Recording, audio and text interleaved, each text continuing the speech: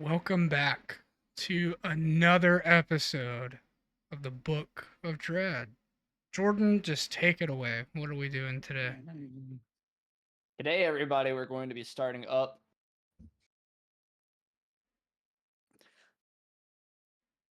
Today, everybody, we're going to be starting up the director head to head. So, this is going to be a gauntlet. I'm not going to reveal everybody that is a part of this gauntlet just yet because I don't, frankly, have it entirely set up.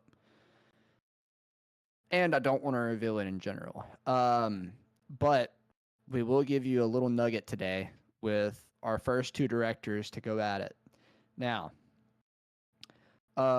ideally, we want it to be like directors that aren't mainly connected in any sort of way.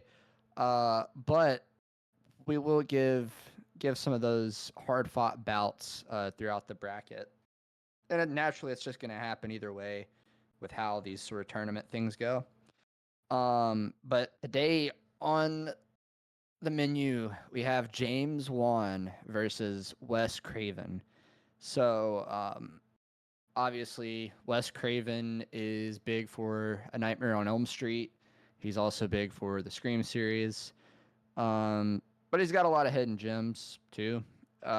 James Wan is honestly he's in the same boat, but arguably I'd say he's there even more so.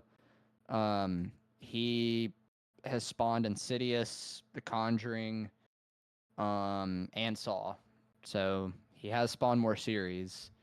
Um, but he's also spawned so many other like little movies that are just awesome. Like one that always comes to mind for me is Dead Silence. That's one of my favorite movies of all time. And Yeah, one for me is Malignant that he did. yeah, Malignant and I guess all I guess sorts of other stuff. one another one for Wes Craven, which is it's pretty controversial, but I think it's Last House on the Left. Um, but I mean, I don't know. It's really weird comparing these two guys whenever like they have it's different eras and different genres or subgenres rather, but I feel like this would be pretty interesting because the way you have your skeleton. So That's what we're gonna do today, Corey. We are going to decide which one is truly better. Because there is one that is better, and you guys are gonna find out when we get into it. okay.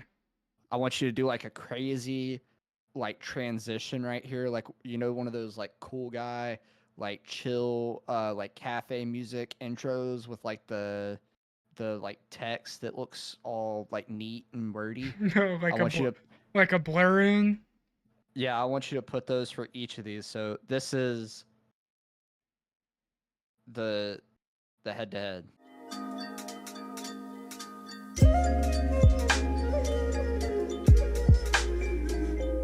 We are going to be taking a look uh, at a few different things. So the things that I tallied up for us to make this, how do I say, fair?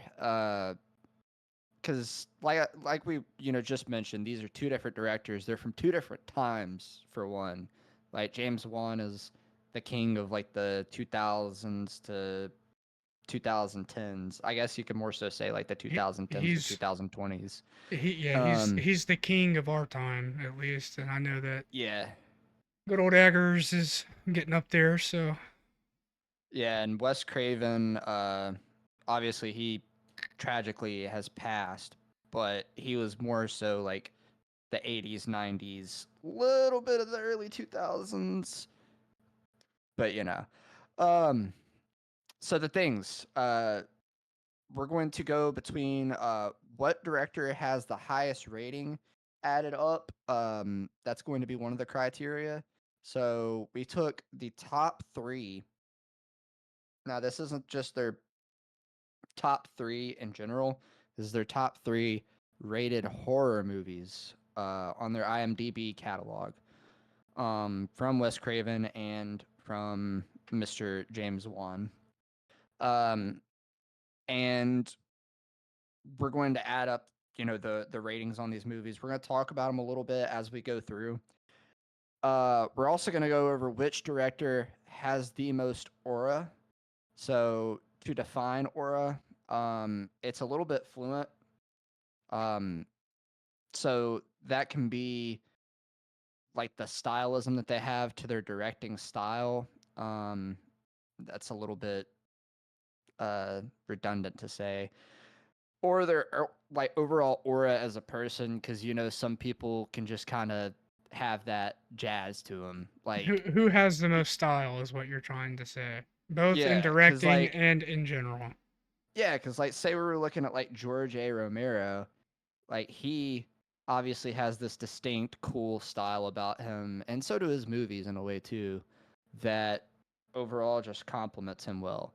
Then you have somebody like Quentin Tarantino, who, while his movies do have a lot of style in some sense, him on the other hand, Such a weirdo. he has a big nose, a hard case of receding hairline, and a foot fetish. So we also have which director will have a stronger legacy based on these movies. So this is just based off of the 3 movies that we picked out. We're not going off of uh, like their whole series in any way. Um, so yeah, which director influenced movies more that released today? So basically, you know, did uh, did James Wan influence Smile 2? Did James Wan influence uh Long Legs, the shitty movie? Did James Wan influence The Watchers? Or did Wes Craven influence The Town That Dreaded Sundown? Like shit like that, okay? Um Basically we're gonna just kind of take a rough measurement, guesstimate, and say, I think James Wan influences more of the movies that released today, or I think Wes Craven does. And finally, we're gonna get down to the movies. So we're gonna speak about the movies. We're gonna speak about a singular movie for a little bit. Then we're going to give you the IMDb rating. And just for the sake of keeping this interesting, we're gonna bounce back and forth from director to director. So that way we're not like, oh well, here's Wes Craven's all of Wes Craven's movies, and then you're like, oh, well, his score seems kind of low. I'm not saying that that's the particular case for this video either. That's just in general for the Holy shit! series. Just get on with it, bro. Please. It is okay. That's You don't have to justify shut the everything. fuck up. Shut up.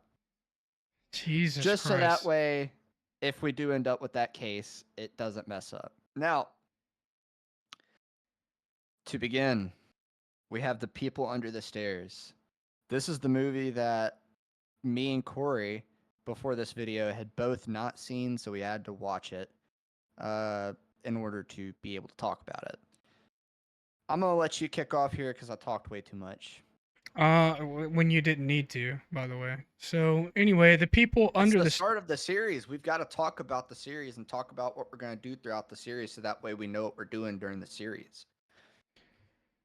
So we have the people under the stairs, and basically, to put it in the most simplistic way, this movie is a very weird adult version of a Goosebumps, like just episode. Um, I can't. I was really in a daze, and from what I know, there's like this family, and they have a landlord, and kid breaks into their house and discovers that there's like crazy shit going on, and it was really not that great, at least to me. But I mean, when was it made? This is sometime in the 80s. I think it was 86. Go Nope. ahead and put up the thing to correct me. Yeah, it's 91. um Oh. so that I can't even justify it. Like, it just this seems like maybe somebody just paid him some money to go and direct this. Did he write it? I think he wrote it. Maybe. No, he I just believe directed it. so. No, Yeah, he it is wrote and called Wes. directed it. Yeah, Yeah, he. because it's called Wes Craven's The People Under the Stairs. Yeah, really weird choice. But anyway, I did not like it. Very, Yeah, very because he weird. didn't he didn't write Scream, did he? Yep, he did. Oh, he did. Huh. I wonder why with Scream he stopped using the Wes Craven's Scream. I don't. Why didn't he use that again? Probably because he Ah, realized it looks stupid. Anyways, you're done talking about the movie well, hold on. Oh, never mind. Wes Craven just went and directed it. for Scream. The first two films and the fourth were wrote by Kevin Williamson. So anyway, Okay, so that's what I was thinking is that because he didn't write that one, he didn't use Wes Craven, and on all the ones he does write, he uses Wes Craven's. That yeah. makes sense. Anyway, The People Under the Stairs, a stinker, not a great movie. All right, well, I'm the complete opposite on it. So Wes Craven's The People Under the Stairs for me is it's now kind of in like my top horror movies. Now, previously I thought it was an 80s film, so I was saying that it's the best 80s horror film I've seen. I can't say it's the best 90s, but I am very excited to talk about this movie because I enjoyed it a lot. Now, I watched it in increments, which kind of diminished a little bit of the experience for me, but overall, I love the story. It's one of those stories that they don't really try to go much into like symbolism or trying to do like weird how would you say like psychedelic imagery or anything like that a lot of these movies that realize that they're kind of doing a cheesier story go for nowadays. Cough cough, I trapped the devil. Like what the fuck? Um but it's awesome. Like Corey said, it's very much a Goosebumps type thing, Goosebumps type episode that goes on way too long and gets a little bit crazy. At the same time, I would even go as far as to say it's like Home Alone with roles reversed, and the kids are uh like the burglar type people instead of the adults, which is cool. Overall, the movie was great. Absolutely loved. Um, I love the like meaning behind the story too. Like it's very simple but very effective in how they detailed everything. So essentially, it kind of takes place in a like poorer neighborhood in a like a bigger city, probably on the outskirts in some way.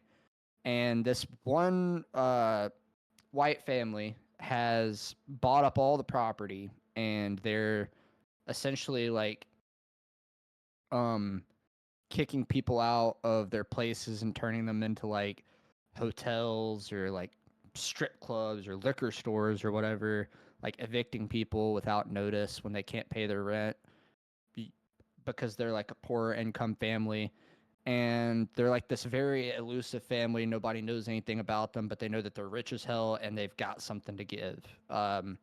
So this kid named Fool is dealing with his mother that's dying, and I guess his like uncle or like family friend helps him to go to this house, and they try to rob them.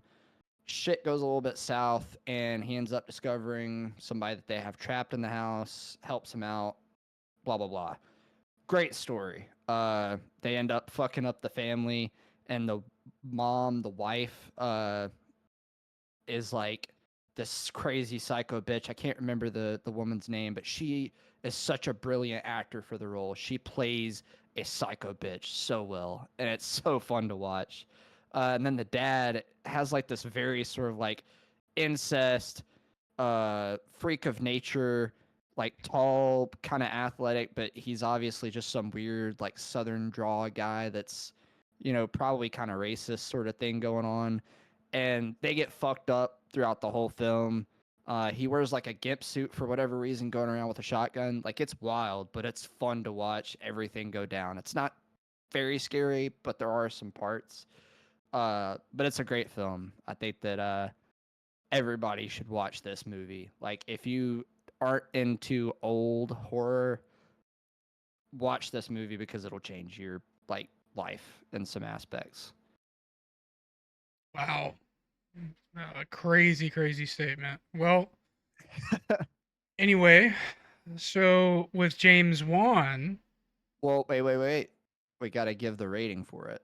So that one ranks at a 6.4 out of 10 on yeah, IMDb. yeah. I can't say I'd give it any more. So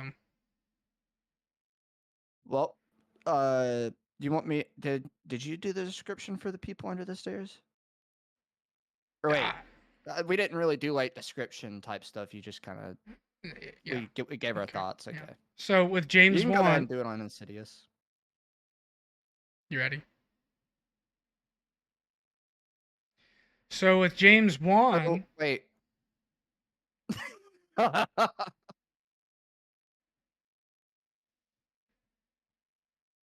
You can go. so now we have James Wan, who has spawned what you have here. I don't understand why Saul isn't on this list, but Because uh, it's not in his top 3. yeah, I don't know if I agree with that, but whatever. So he has spawned the series Insidious. Now, this movie in particular, I think, kind of it's very typical to see a family haunting in movies. I mean, every single paranormal movie usually is going to be most of the time about a family who has their house haunted, but with Insidious, I think he kind of took it a little further, explaining backstories and why they're getting haunted. So I mean, with Insidious, it's been a very very long time since I've seen it, so I guess I can just give what I think about it, but or how I think the movie and the story is. But I guess essentially a family moves into this house, and we have the father who isn't beknownst at the very beginning of the movie to be a what do they call it? A walk like a what do they call it? Like a walker or something? Oh, shit. I Basic forgot the exact name. basically he can have a conscience. They go to the further. Yeah, so it's basically purgatory. The further Yeah. is.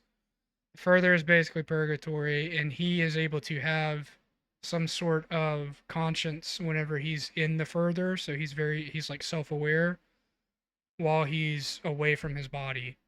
And that's not known at the very beginning of the movie, but basically the boy, one of their sons, because I think they have another child, Yeah. just goes into a coma, and that's where the boy gets haunted. And the house in real life is starting to have these things happen, and the wife is the one that's primarily home, so most of this stuff in real life is happening to her. Um, and there's some like generational trauma, and the when the boy is in the coma, we figure out that he can do the same thing that his dad can do, which is have a conscience whenever they're in the further, when they're in the I just said it earlier. They're in the further. Yeah, but I was trying to purgatory, when they're in Oh purgatory. yeah. Jesus Christ. Hmm? So, and then it ends up with basically the entire reason he's in a coma is I think either he's possessed, or they're like basically making the demons or whatever in the further, and making him in the red guy, right? The red guy is the one that's keeping him Yeah. locked away. Yeah. He's like the main demon. Yeah, so the red guy is basically keeping him in a coma, and the father goes and I really wish I could figure out what they call it, but he goes and does his furthering, his is purgatorying to grab his son away from the red demon. So overall, I mean, I didn't think James Wan knew that this would. Do you see that? Fucking lights blinking. Yeah, It's doing that while you're talking about Insidious. it's been doing that in the entire video, dude. Is my fucking room haunted? The fact that you have a Five Nights at Freddy's poster hanging on your wall, and that's the only one that you have of a horror movie, I would love for your fucking house to be haunted. So anyway, I don't think James Wan, I guess, fully knew that this would spawn a series of movies. Um, I think this definitely adds towards his legacy, obviously, but I don't really necessarily like the Insidious movies. I thought the first one was really good, but then the rest of it was just kind of cash grabs. And that seems to be the thing with James Wan is that he creates something that is so good, a product that can sell so well, and then he doesn't want anything to do with it anymore, and other people step in and they try selling more of this product that he created, right? Yeah. That seems to be a recurring theme for him. And that doesn't make him the bad guy. It just kind of shits on his legacy a little bit because of things that he's created. Saw, for instance, has just been continuously going downhill since like the first two movies. So, Yeah.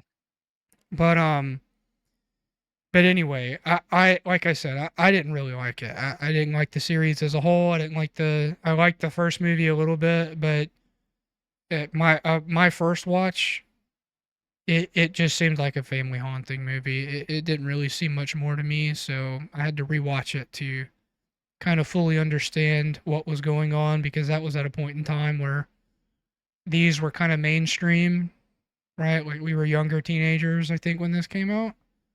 So Yeah. I didn't really enjoy it as much as I would with the Conjuring series. So that's my take on it. For Insidious 1, I'm not very big on this movie.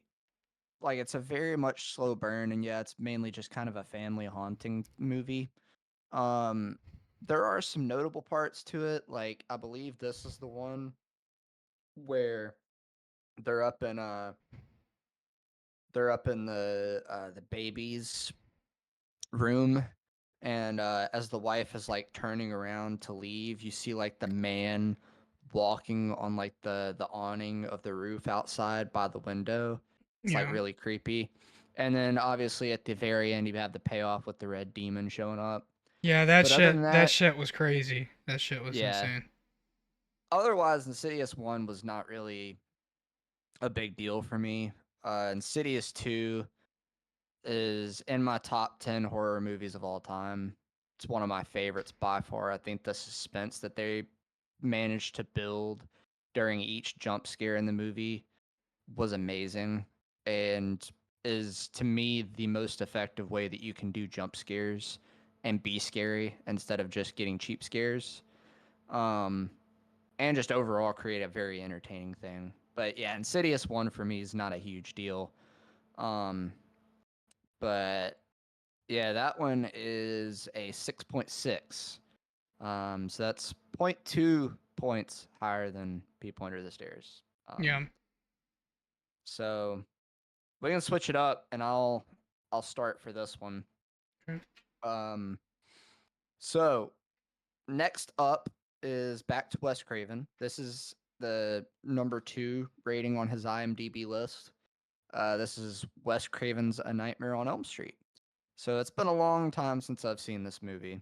Uh, but this is what I will say. I really, really enjoyed this first one for the vibes it was able to create for that sort of 80s time period. And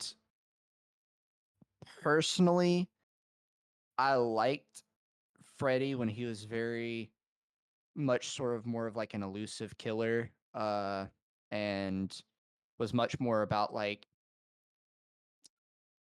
how would you say, I guess, true torture to his victims instead of the later films where it seemed to be more like a not guilty pleasure, but like a sick thing for me. Like it was like almost a fetish or something like that. Um, I don't know. I like the later films too. Um, 2 was great. 3 was kind of meh for me. 4 was obviously great, and that's a lot of people's favorite of the entire series. But I think A Nightmare on Elm Street's a great movie and definitely deserves to be in Wes Craven's top 3.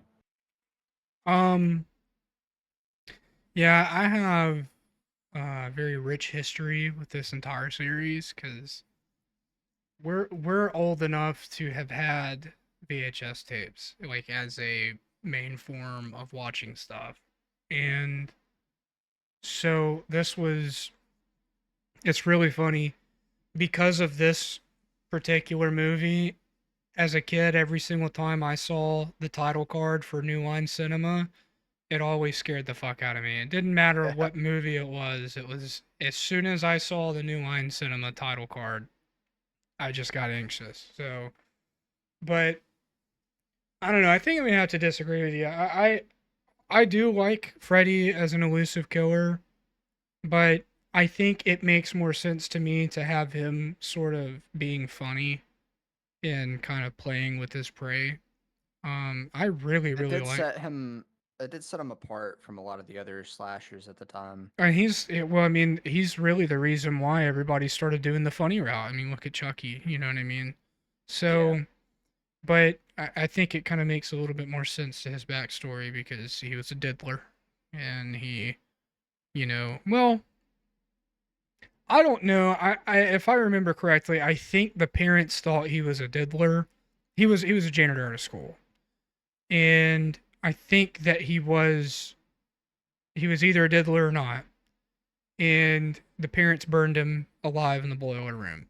So then he comes back to haunt the kids, right, in their dreams and their nightmares. So, but the first one, it very very, it spawned a revolution of horror movies that make what we have today, right? So, um, to me, the first one in particular, I don't think is the best one. I think it sets the entire series up very well, but Wes Craven has shown to get better and better as he's writing movies. I mean, he went from Last House on the Left to this entire series, right? So, Yeah. um, but I think I know a lot of people love Dream Warriors. My favorite one in particular, I can't remember what it's called. I actually had my wife watch it with me, and she kind of liked it too. She doesn't really like the Is it 80s 5 stuff. The Final Nightmare? Yeah, the Final Nightmare, where Freddy is like in the real world. You know what I mean? Like Yeah. Heather Langenkamp and like Wes Craven, all of them are in the movie. They're all using their real life names and stuff, and so I kind of liked that aspect of like having a fictional horror movie killer or villain come into the real world and haunt. You know what I mean? So I feel like they had a lot of fun with that movie, and it showed. So, That um, that, that one's kind of wild too, and it shows, I guess, some of Wes Craven's style because I think he did help at least with writing Scream, huh? uh, I don't know. I mean, he had to have at least with the screenplay Because since he's a because didn't director. yeah because didn't I think it was was it Scream 2 or 3? They did kind of a switcheroo of that concept, and he played Wes Craven in the movie again, and they were making a movie themed after everything that happened in Scream, but it's still Okay, Scream and it's still the universe. I cannot fucking remember. I think that's a I, thing. I love the Scream series, but I can't. It's been too long, and it just got like I got burnt out with it. I mean, fuck, we're still getting Scream movies, It so is convoluted in some yeah, aspects very too. very convoluted. Because I remember they did that thing where it's like they had a horror movie inside of a horror movie, and that's where they came Yeah. up with the concept of making the rules in the movie that we're watching. But it's all convoluted. So I think I mean obviously the first one, we're not talking about that right now. Anyway, with Nightmare on Elm Street, though, very it holds a lot of, I guess you could say, weight to the horror genre as a whole. Um, because it inspired so many different movies. At least in the movie aspect, it's when you get to the bare bones of it, it was still something very very new for its time. You know, obviously you still have a killer that's killing teenagers, but you have a villain that will haunt you in your nightmares. So if you do not go to sleep, you're fine, but if you go to sleep, that's when the killer can get you, right? Yeah. So, you know, even in its bare bones, it was very very new and fresh to the genre. But IMDb gives it a 7.4. I would have to say I'm around the same with that. So I loved it. Um, but I guess we move on to James Wan now. Yep. And so the next movie in that is going to be The Conjuring 2, not the first one. So my personal feelings on The Conjuring 2. Um, I get very mixed up between the two. Uh, The Conjuring 1 is very great for a traditional sort of haunting movie, and I think it does a lot right, but I never felt like it improved much. The Conjuring 2, however, I did really like. I love that it's in the UK for one. I mean, who like that's the scariest place on earth, and you could be stabbed at any corner, you could be screamed at. So, I mean, that's enough right there to sell you. But then, I mean, just in general, it's got a very scary vibe to it. The house is a lot creepier than the first house in the first movie. The villains are a lot creepier. They get a lot more grand with it. You know, you have the crooked man that shows up in this, and we're still waiting for that motherfucker's movie that's coming out next year. By the time you see this, it might even be next year already. So, depending on Corey's editing. It's the week of Christmas, by the way. It's We're filming you this also the Sunday before Christmas. So you also have the nun. She shows up for the first time in this movie. Wow, like crazy, crazy appearance, and that spawned two movies. Um, and you also have the main villain. I honestly kind of forget entirely what the main villain was. well, there's two different main villains. You have the main villain for Ed, which is Valak, the nun, Yeah, and then you have the old man. and the That's old it. man's the villain of like I guess this particular movie, Kind of the house. not the universe for Ed, but like as far as the entire Conjuring series, but just this Yeah. particular movie, the old man. So Yeah, he's interesting, but yeah, I do mainly feel that it's kind of more about the Valak part of the movie. Um, and that's one of my main issues actually with the movie's story is they insert a lot of this like um Lorraine being scared about Ed dying thing, which gets really old and annoying. Because they just use it so much. If it was kind of like a couple times sort of thing, cool. But they just overuse and overuse. They stuff it full. But overall, I think the story is a lot more grand. I think the scope of the movie is a lot more grand. They go to a lot of different locations, show a lot more. I just think it's awesome. Your thoughts? um this is like top 5 for me.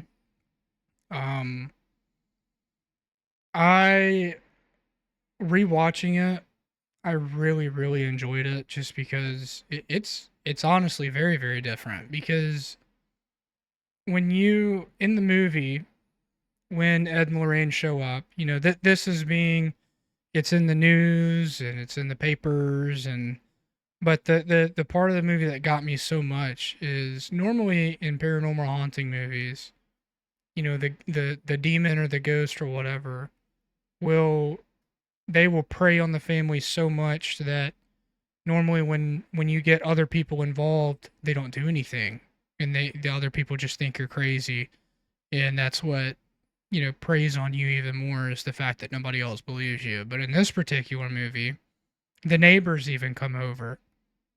The neighbors come over and they see it for themselves as well, and they're an integral part of the movie as well. And then you have the cops who see it who can't explain anything, right? Then you have reporters.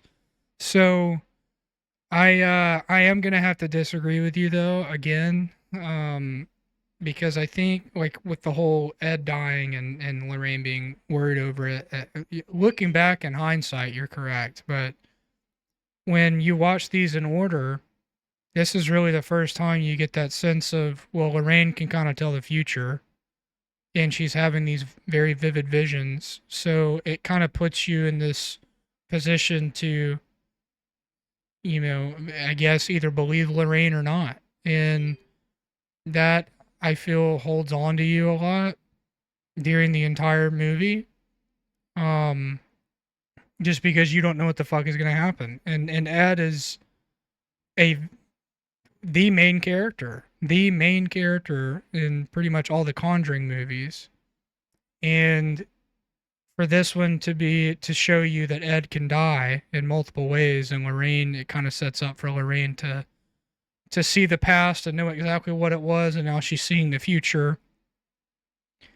Kind of makes you feel a different way. I, this one was great, and I love British television more than American television, and I think for it to be set in Britain is a very major reason as to why it's in my top 5. So, Okay. I but can see anyway, that. yeah. So Well, I mean, it's great, but you did disagree with me, so fuck you. I'm off the podcast. yeah, we'll just continue this on. So now moving back to Wes Craven. You gotta give the rating. Okay, well, The Conjuring 2, IMDb gave it an 8, just a solid 8. So, um, I I don't really think I trust IMDb anymore. So, but anyway, now moving on to Wes Craven, and this is the last, I believe, the last movie we have for him in this little head-to-head, which is Scream.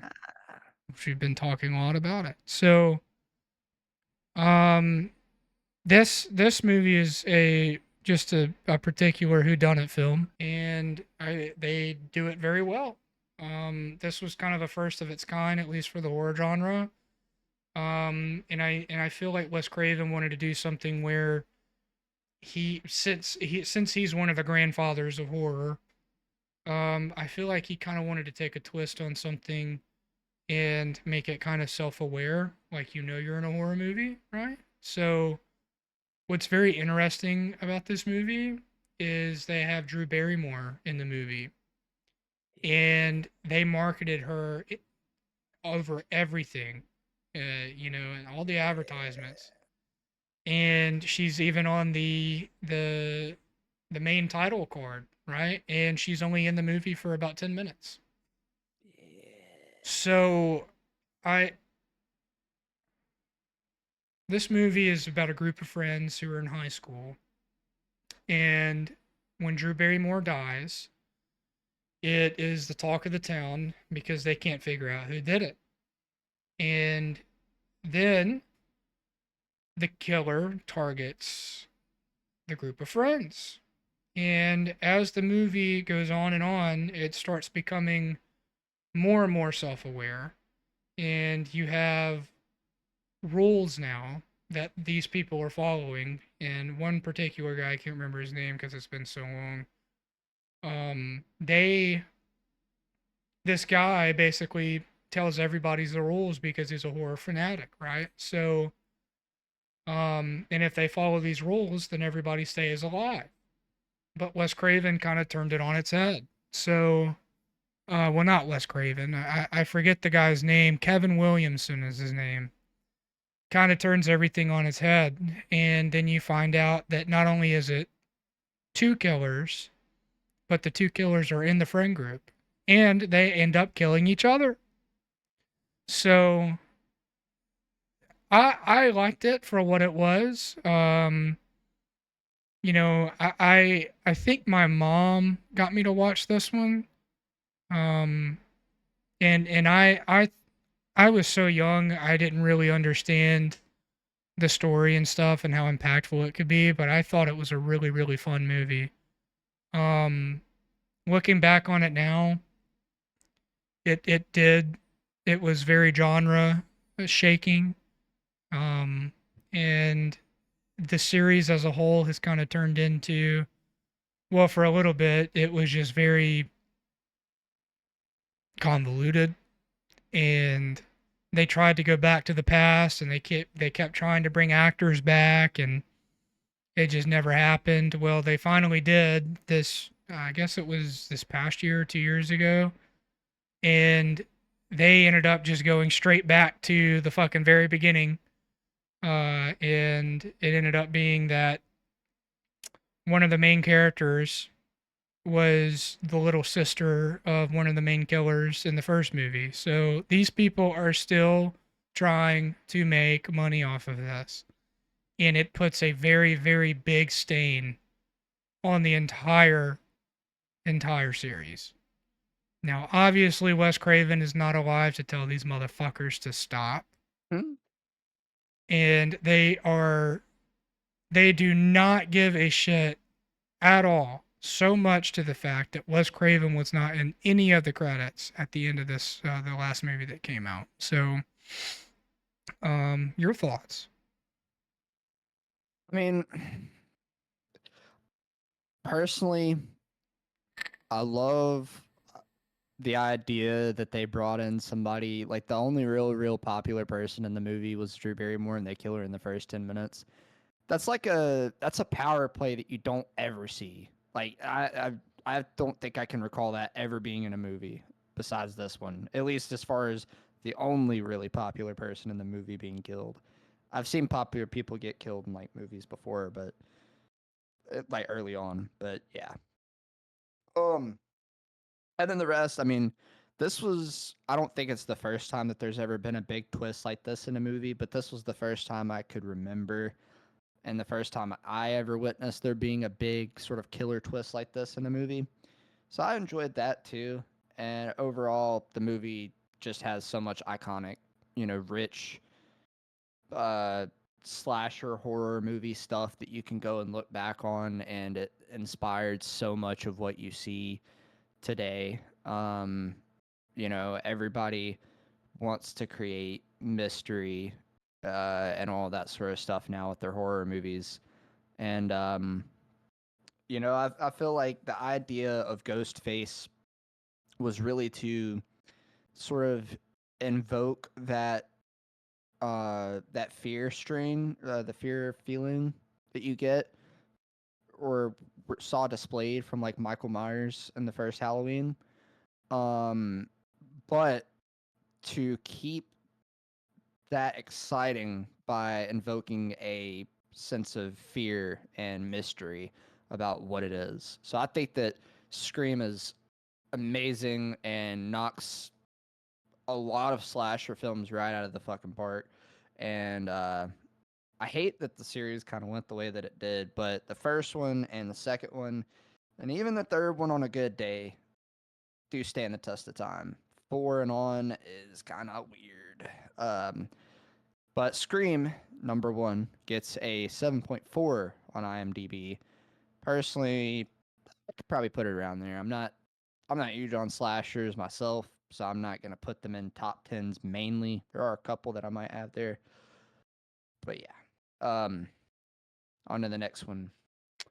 Now this is the last movie we have for James Wan in this list, and it's Yay! The Conjuring 1. So, this movie is another family haunting movie. And it's kind of like the Amityville aspect. Um, and I think they have Yeah. like 4 kids, and the mother doesn't have a job, but the dad works a lot of hours and he's away a lot. And they moved into this house that they bought, and they're away from the city, um and shit just happens and crazy shit happens. And this is our first introduction to the entire Conjuring series. It's our first introduction to um Ed and Lorraine Warren as characters in a movie in a setting like this. Um and James Wan, you could tell, knew what the fuck he was doing. And this movie, like I said, it starts off with the moving in. Crazy shit goes down, and we finally get a backstory of, what is here in the infamous picture, that I actually have as a displayed on my wall, the title card of the movie. It was I guess, a single mother who hung herself, and she puts a spell on the house or whatever for everybody who lives there to be haunted. And she does some crazy shit. Um, and she's a amazing, amazing character as far as how scary she was. Because this is kind of the first time we see something like this, as intense as it is. And so Ed and Lorraine come in and save the day. And that seems to be a recurring theme. So, Hmm? for me, I this was kind of the movie that put paranormal movies back into the mainstream. And it's very surprising with how intense and scary it was. I didn't think that it would appeal to the mass population, but just because of the marketing and the amount of advertisements and commercials they had on TV, even like somebody like my grandmother was exposed to it, right? So, and shit was really funny. It was the commercial where it's the scene of the mother going down into the basement because she heard something, and she has this lamp, or this, not lamp, but a candle, because the lamp's not working. And in the movie, they do this thing or whatever, as like the kids, they have this thing where they're doing hide and seek, and the two hands come out from the back, and it's very, very sudden, and it's this loud fucking clap. And me and my grandmother were sitting on the couch watching TV, and it Hmm? scared the shit out of her so bad she almost peed herself. So, um, so, uh, like I said earlier, James Wan knew exactly what he was doing with this movie. And this was kind of, it wasn't new to him, but I feel like I think The Conjuring came out after Insidious, right? Yeah. Yeah. Yeah, Um, Insidious was 2010. I think The Conjuring was 2013. yeah. So I I I think that he took what he knew, both good and bad, and what he learned from Insidious, and that's how we ended up with The Conjuring. Obviously, he had something to work on, right, with Ed and Lorraine and an already existing in real life story, but I feel like he there's not a lot of people that can take and learn from the mistakes that they had with one movie and make another movie that was better. Um, but like I said, this was the one that kind of put the horror, at least paranormal horror, back in the mainstream. So, Yeah, I for The Conjuring 1, um I do think Conjuring 2 is better. Uh but obviously the IMDb score doesn't reflect that. Um but The Conjuring 1's still a great movie, and I think starting with the Amityville um case is very bold. I mean, obviously it's a big thing to start the series off with, which was obviously a move. But with there already being so much stuff about the Amityville house, is what made it difficult for them, and they nailed it, and arguably did it better than other movies have. Because you had the Amityville horror. You had like the 2006 one with Ryan Reynolds, which I don't know if that's widely accepted and loved, but I particularly love it, and I know Corey did as well. Mhm. So that's a little bit of competition to go up against making a movie like this, but I think they did it well, and I'm not gonna say necessarily that it deserves to be higher than The Conjuring 2, but it's the first in the series, and it's the first movie in a great series, so it's going to be higher. Uh, but yeah, that one was an 8.6 on IMDb. So that is the conclusion to our movies and the IMDb ratings. Just to tally everything up, so Wes Craven had a 6.4 for The People Under the Stairs, a 7.4 for A Nightmare on Elm Street, and another 7.4 for Scream. That brings him to a total score of 21.2. Now, Corey, what did James Wan have? So for Insidious, IMDb, which is a shitty site, gave him a 6.6. And I'm not calling them a shitty site because they gave Insidious a 6.6. There should be a Um, shitty site for that. so and then The Conjuring 2, IMDb gave it an 8, and The Conjuring 1 gave or IMDb gave The Conjuring 1 an 8.6, which brings him to a total of 23.2. So, the winner of the IMDb score section of the video is James Wan, Yes. um, knocking him out by 2 whole points. So, Yes. there's one tally for Mr. Wan. Now, we need to get on to the rest of the video.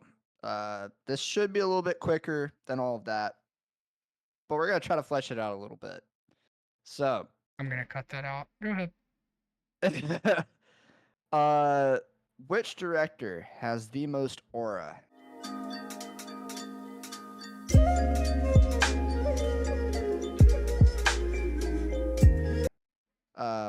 Now, I think for this particular head to head, we're probably going to mainly lean mostly on the stylism they have to their directing style. Because as far as aura as a person, I don't really We're taking it out, know. dude. We're just taking it out. Just go ahead. Okay. Uh, so we're gonna go mostly off their directing style. Yeah. Um, mm, we can go ahead and just kind of give our thoughts on which one we think. I'll go Me first. pers. I'll Okay, go you can go first. first. I'll go You can go first. first. James won by far. James won by a fucking mile. I love Wes Craven. I do. And I feel like for his time period, he did a great job with his style. Um in the way he directed these movies. But I feel like everybody did that back then. John Carpenter, which is a main one, right? And if those two did a head to head, this would be a 2 hour fucking video. But um I just feel like there's Wes Craven is his own person. His movies are his own movies, but there's a lot to compare to him back then. Nowadays, there's not really anybody you can compare to James Wan to. Not really. Right? You can tell when James Wan directed a movie and wrote a movie. So James Wan by a mile. So James Bond. yeah. Um, I'm going to. Mhm. So I do think Wes Craven's movies have a little bit more cunning to them. But I think that's more of a reflection of the stories that he writes and the stories he chose to get involved with writing. Um, his directing style, I don't think is particularly anything greatly special. Very sort of standard 80s horror movie. And that's just kind of a product of the time. Sadly, there wasn't a lot of people doing different stuff. but there were a few, and the people that did pretty great. Um, I think that there are some movies in Wes Craven's catalog that do shine, but I'm gonna have to say James Wan is definitely the more perfected, consistent style out of the two for directing. I think that a lot of his cues and timings, the shots that he wants to get are always for the betterment of the story and the overall stylism of the film. He puts Which, everybody to work. He puts yeah, them to fucking work. He pays these people to work. Wes Craven, I feel like back then, just because of the time period, he just wanted to have one big fucking party. Okay, yeah, so yeah, and it was the '80s, so everybody was partying. Everybody was getting a little party on. yeah, But yeah, I'm gonna have to agree there. So James Wan takes the most aura yet again. yes, So he is at 2-0 on Wes Craven. okay. Now, this is going to be where it gets a little bit harder to decide. Which director will have a stronger legacy based on these movies?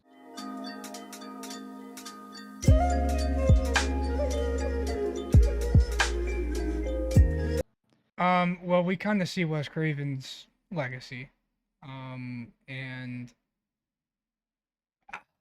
be- this is a hard one, um, because James Wan, with his most famous series, took an already existing in real life story. Yeah, Wes Craven made all this stuff up, right? He had nothing to go off of except for what happened in his brain, right? So, yeah, but if you take a look at whose characters hit mainstream more than the other, by far it's going to be Wes Craven. I mean, just look at Freddy Krueger. I mean, yeah. I mean, you can get a Freddy mask or a Freddy claw anywhere, any Halloween store. You not can get a even ghost that. face mask. Not even that. Freddy Krueger is in Modern Family, I think it is. Let me check. Yeah, and also, I mean, you can get ghost masks at Dollar General. Like, Yeah, so he's in Rick and Morty, Freddy Krueger. He's in Modern Family, I think is the show. He's in The Simpsons. He had his own TV show. He's in all sorts of games, Dead by Daylight, even Ghostface, Mortal Kombat, even Ghostface in Mortal Kombat as well. So Ghostface was in Call of Duty. yes, and so there's, I mean, if we're talking about a legacy, I think that should be talked about a lot because Yeah, Freddy Krueger is and always will be a part of mainstream media. And yeah, same with Ghostface, just not you won't see Ghostface as much as you would Freddy Krueger. yeah. Um, James Wan, I don't think. I mean, Saw, Billy the Puppet, he's in a lot of stuff too, but nowhere near as infamous as Freddy Krueger. People, But that's also not based off of these movies. well, I know. I'm just saying, as far as I mean, when you ask which director will have a strong legacy based, well, I guess you are right based upon these movies. But I'm still gonna finish it out. I mean, a lot of people don't even know that the puppet is named Billy the Puppet. Yeah, A lot of people know it's Jigsaw. You know what I mean? yeah. They So call him Jigsaw. That's exactly. what I call him most of the time. I know it's Billy the Puppet, but I just think it's a stupid name, so I call him Jigsaw. So, but but yeah, I mean, I think in my personal opinion, Wes Craven will take the cake on that. So Yeah, I think like because James Wan with Insidious and The Conjuring, because really we're comparing two series to two series here. The People Under the Stairs is some forgotten movie. Um, like James Wan, Insidious is great, and people do look back on it and look fondly at it. But you're not seeing Insidious merch in any type of stores or anything like that. Even like Halloween specialized stores, there's nothing Insidious you're going after. They haven't made a mask after the Red Demon guy in this. exactly, yeah. So it's not ensued into pop culture. It was big back when it released in I think 2010. Hmm. Might have been earlier than that. No, it's 2010. And then The Conjuring. again, you don't see this stuff ensued into pop culture and out and about, except for like the nun mask, Which I mean, even then, it's which like even before that, you still had nun mask. You know what I mean? yeah. So So like it's great, and yet again, like you were saying, The Conjuring is based off of people that existed. He did, flesh out story and everything like that, and provide lore to this universe and make it a universe, but it just doesn't ensue itself into pop culture at any level that Wes Craven's A Nightmare on Elm Street or the Scream movies did. So yeah, that's going to mean that Wes Craven has taken a point. So it is now 2-1. yeah. So we have our last thing to decide on, and that is which director influenced movies more that released today.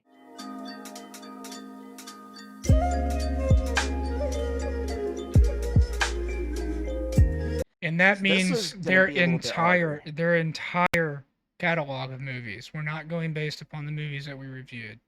Oh yeah, yeah. We don't necessarily have to go based off of movies at all. It's just, do they influence movies? Which one influences movies that are releasing today? And that Um, would be James Wan. And I would say so. I mean, take a look at Paranormal Activity. Okay, I know Yep. Blair Witch did it fucking first. I get that for all the people that are gonna Blair Witch fucking sucks. that rip me apart. But Paranormal Activity was that hit mainstream. And that was advertised everywhere. Budget of like Yeah. $16,000. So this guy knows how to sell a fucking product. But And there's been so many like paranormal found footage films that have released all because of Paranormal Activity. Like you mhm, wouldn't have anything like Unfriended if it weren't for Paranormal Activity. You wouldn't have that Ring Doorbell movie if it weren't for Paranormal Activity. Blah blah blah. There's so much. yeah. So I And then mean, Saw has influenced a lot of gore porn.